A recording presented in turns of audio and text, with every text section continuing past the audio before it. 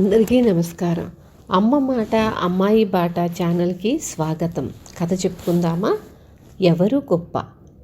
బ్రహ్మదత్తుడు కాశీరాజ్యాన్ని పరిపాలించే కాలంలో బోధిసత్వుడు కాశీరాజు కుమారుడై జన్మించాడు. ఆయన తక్షశిలకు వెళ్ళి 16 ఏళ్ళు నిండేలోపుగానే సమస్త శాస్త్ర పురాణాలన్నీ చదివేశాడు. తరువాత తండ్రి చనిపోగానే ఆయన కాశీదేశానికి రాజై ధర్మం ఏమాత్రమూ తప్పకుండా రాజ్యపాలన చెయ్యసాగాడు. ఆయన పరిపాలనలో ప్రజలు ఎట్టి బాధలు, అరిష్టాలు, అన్యాయాలు, అక్రమాలు లేక సుఖజీవనం గడుపుతూ రావటం చేత న్యాయస్థానం పూర్తిగా పాడుబెట్టినట్లయింది. ఎన్ని ఏళ్లు గడిచినా రాజాస్థానానికి ఒక్కడూ రాడు, ఫిర్యాదు చెయ్యడు. ప్రజలలో ఎట్టి ఆందోళన లేకపోవడం చేత రాజుకు తన వల్ల ఏ లోపాలు జరుగుతున్నది, తనను గురించి ప్రజలు ఏమనుకుంటున్నది తెలియలేదు. కనీసం వ్యాజ్యాల మీద ఆస్థానానికి వచ్చిపోయేవారున్నా వారి ద్వారా రాజు తన లోపాలు తెలుసుకోవటానికి వీలుండేది. కానీ ఆస్థానం కేసి తొంగి చూసేవాళ్లే కరువయ్యారు. అందుచేత ఒకనాడు రాజు తన రథం ఎక్కి కాశీనగరమంతా తిరుగుతూ కనిపించిన వారినల్లా నా పరిపాలనలో మీకేం లోపాలు కనిపించాయి అని అడగసాగాడు. కానీ ఎంతమందినడిగినా ప్రతి ఒక్కరూ మేము తమ పరిపాలనలో చాలా సుఖంగా ఉన్నాము మహారాజా, మాకు ఏ లోపము కనిపించటం లేదు అని చెబుతూ వచ్చారు. అప్పటికీ రాజుకు తృప్తి కలగలేదు. ఆయన తన రాజలాంఛనాలన్నీ తీసివేసి సామాన్యుడి వేషంలో రథం మీద నగరం దాటి పల్లెపట్టుల వెంట ప్రయాణం చేస్తూ తనను గురించి ప్రజలు ఏమనుకుంటున్నారో వినటానికి పూనుకున్నాడు.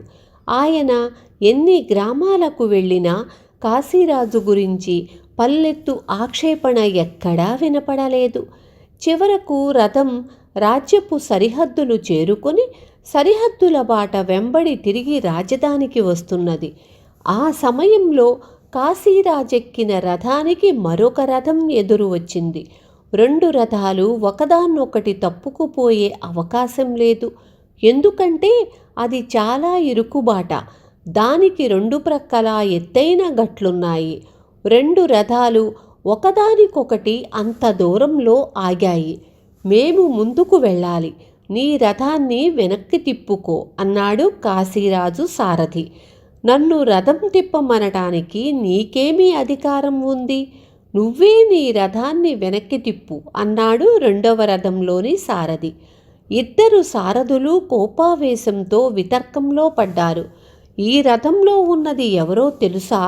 కాశీరాజు గారు అన్నాడు కాశీరాజు సారథి.